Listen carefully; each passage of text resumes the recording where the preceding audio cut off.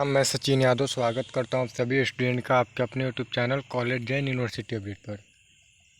जो भी स्टूडेंट वीर कुंवर विश्वविद्यालय में या फिर बिहार के किसी भी यूनिवर्सिटी में या फिर आप मगध यूनिवर्सिटी के या फिर किसी भी यूनिवर्सिटी के हैं, आप अगर BA, BSc and BCom, BBA, BCA या फिर एमसीए, आप ये समझिए कि आप अगर किसी भी यूनिवर्सिटी से बिहार में यूजी कोर्स कर रहे हैं या फिर पीजी कोर्स कर रहे हैं, यानी कि under graduate course and post graduate course, इसके अलावा अगर आप डिप्लोमा भी कर रहे हैं, डिप्लोमा, तो वो भी इसमें इंक्लूड होगा। एंड आप अगर आईटीआई कर रहे हैं तो आईटीआई भी इसी के अंदर आता है, यानी कि आप डीएलएड कर रहे हैं, बीएड कर रहे हैं, कोई भी आप कोर्स कर रहे हैं तो आपको बिहार सरकार की तरफ से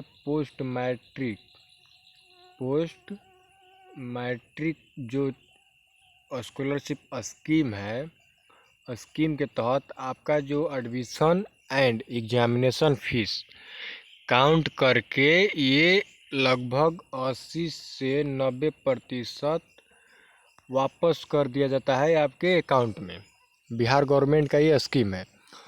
किस किस स्टूडेंट का इसका लाभ मिलेगा, सारा चीज़ बात करेंगे। एंड एक वीडियो ऑलरेडी मैंने डाला हुआ है, क्या क्या इसमें डॉक्यूमेंट लगेगा, तो डॉक्यूमेंट पर बात नहीं करेंगे। मैं उसका लिंक जो है वो डिस्क्रिप्शन में दे दूंगा, वहाँ से आप लोग क्लिक करके कि post matric document Sachin Yadav तो आ जाएगा, फिर लिंक आप लोग डिस्क्रिप्शन में देख सकते हैं।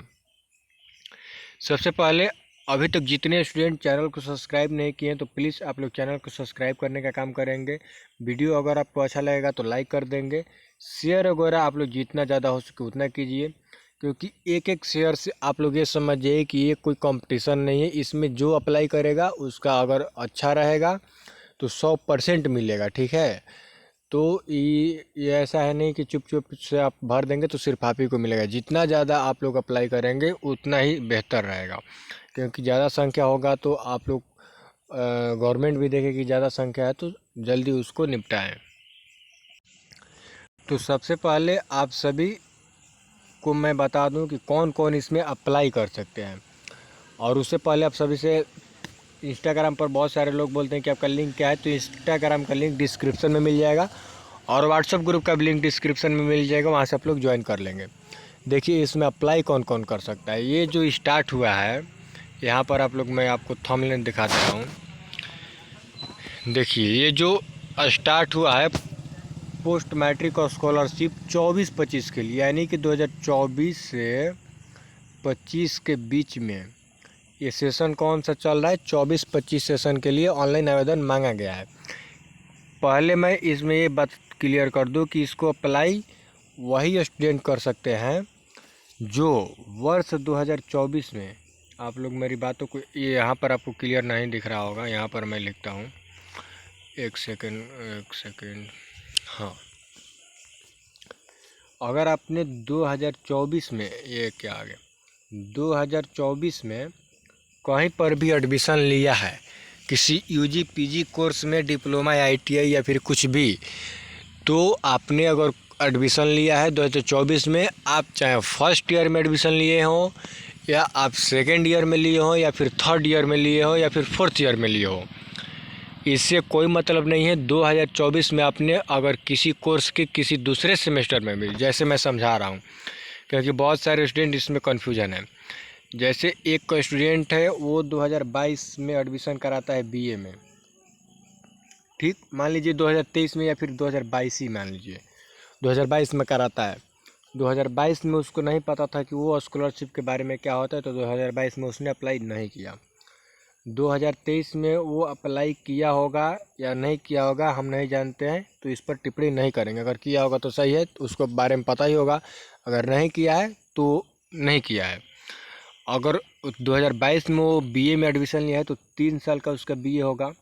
एक बार वो 2022 में एडमिशन लेगा फर्स्ट ईयर में, ठीक, फिर 2023 में वो जाएगा सेकेंड ईयर में, फिर 2024 में वो जाएगा थर्ड ईयर में।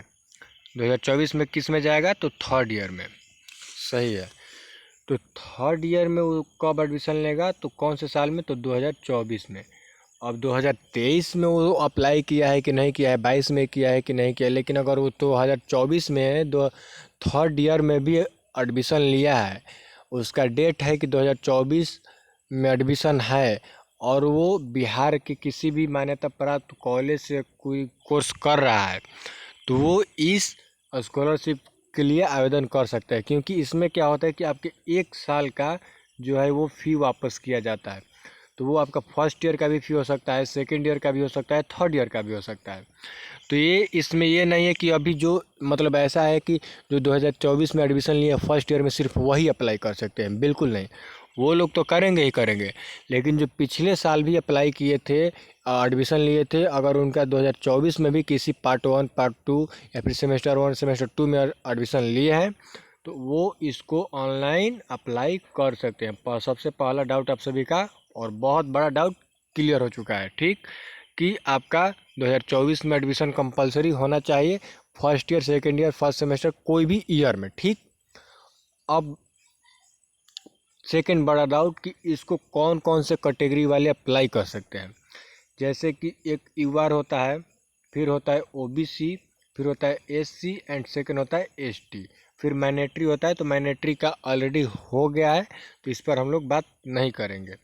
यूआर देखिए, अंडर रिजर्व कैटेगरी से जो भी हैं वो इसको अप्लाई नहीं कर सकते हैं, और बाकी सारे स्टूडेंट ओबीसी एससी एसटी सारे लड़के लड़की सभी अप्लाई कर सकते हैं। सिर्फ मतलब कि अंडर रिजर्व जो जनरल कास्ट में आते हैं यूआर में, वो अप्लाई नहीं कर सकते। ठीक, ये हो गई कास्ट की बात कि ये सारे कास्ट वाले अप्लाई करेंगे। सेकंड थर्ड आपका डाउट कि कितना पैसा मिलता है। तो पैसा जैसे कि फॉर एग्जांपल आपका 4,000 लगा है फीस फर्स्ट ईयर में, तो ये 3800 से 4500 के बीच में आ सकता है अगर आप अप्लाई करते हैं, तो ये समझ जाइएगा। ठीक, आपका थर्ड भी डाउट कि कितना पैसा मिलता है, और पैसा मिलता है तो 100% पैसा मिलता है।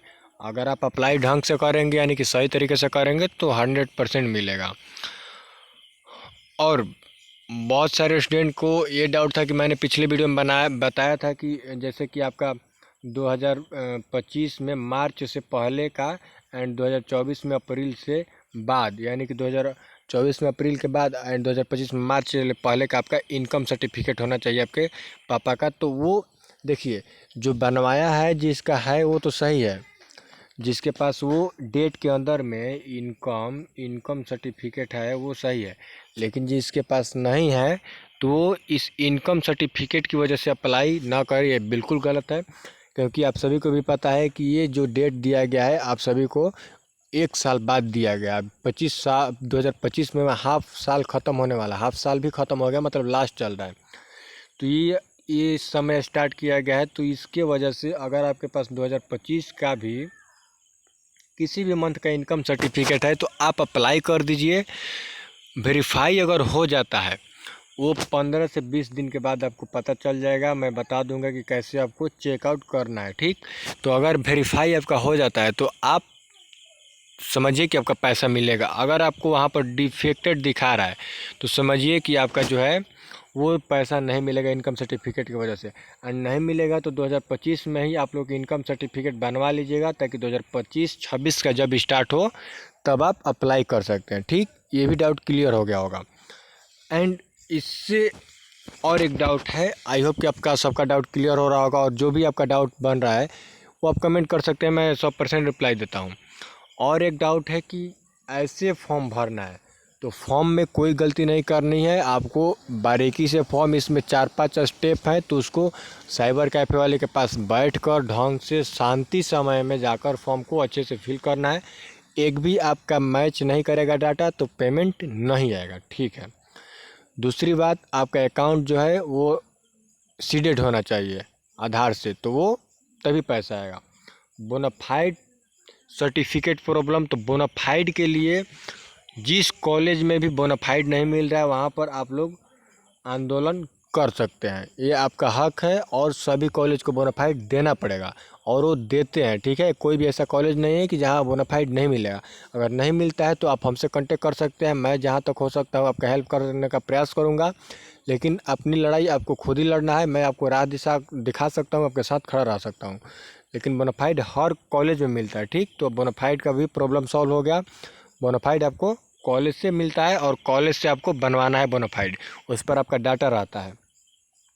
फ़ी रिसिप्ट प्रॉब्लम, देखिए फ़ी रिसिप्ट प्रॉब्लम में ये है कि फ़ी में आप कैसे फिल करें। जैसे अभी सेमेस्टर सिस्टम लागू हो गया है, तो आप ये 1 साल के लिए भर रहे हैं, तो फ़ी रिसिप्ट में आप अपना दोनों सेमेस्टर का डाटा डालें, सेमेस्टर 1 का भी एंड 2 का भी 1 साल का डाटा डालें और उसको PDF बनाकर फ़ी रिसिप्ट में अपलोड करें। ठीक है, तो फ़ी रिसिप्ट में वो सारा मेंशन करें, सेमेस्टर 1 एंड सेमेस्टर 2 2024 में, और फिर आप एग्ज़ाम फ़ी का भी जो पेमेंट है वो सारा उसमें मेंशन करें। फिर रिसिप्ट का भी आपका, और सारा डाउट आपका आई थिंक क्लियर ही हो गया होगा कौन से सेशन का फॉर्म भरें। तो सेशन आप लोग को पता ही है कि 24-25 से ये चल रहा है, 24 से 25। इसके बाद आप सभी का जो भी डाउट बन रहा होगा, अभी भी बहुत सारे स्टूडेंट का मैं समझ सकता हूँ कि डाउट मैं क्लियर नहीं कर पाया हूँगा, तो जितना हो सके उतना मैंने क्लियर करने का प्रयास किया है। जितना भी तक सारे मैसेज किए थे स्टूडेंट की ये प्रॉब्लम है, तो उस प्रॉब्लम को देखते हुए मैंने इस वीडियो को बनाने का काम किया है। और आने वाले समय में आप सभी बता देंगे कि आपको किस मतलब तरह की प्रॉब्लम झेलनी पड़ रही है, तो उस पर भी मैं वीडियो बनाऊँगा और आपको सॉल्व आउट करने का प्रयास करूँगा। आई होप कि आपको वीडियो अच्छा लगा होगा। जितना ज़्यादा हो सके उतना शेयर कीजिएगा और जितना ज़्यादा हो सके उतना इसको शेयर कीजिएगा। ठीक है, ताकि कोई भी स्टूडेंट इससे वंचित ना रह जाए। बहुत अच्छा स्कीम है बिहार सरकार का, इसके तहत आपको मिलता ही मिलता है। और डॉक्यूमेंट के लिए मैं एक आपको ओवरऑल यहाँ पर बता देता हूँ। आधार कार्ड लगेगा, फ़ोटो लगेगा, आवासीय लगेगा, निवास लगेगा, जाति भी लगेगा, आय भी लगेगा, बोनाफाइड लगेगा, शुल्क 10th-12th मार्कशीट, लास्ट एग्जाम का वो लगेगा, मोबाइल नंबर, ईमेल आईडी। वैसे मैंने एक डॉक्यूमेंट पर डिटेल में वीडियो बनाया, उसका लिंक डाल दूंगा डिस्क्रिप्शन में, वहाँ से देख लीजिएगा। चलिए फिर मिलते हैं किसी नेक्स्ट वीडियो में किसी नेक्स्ट टॉपिक के साथ। तब तक के लिए चैनल को सब्सक्राइब कर लीजिएगा। धन्यवाद। जय श्री राम, जय श्री कृष्ण।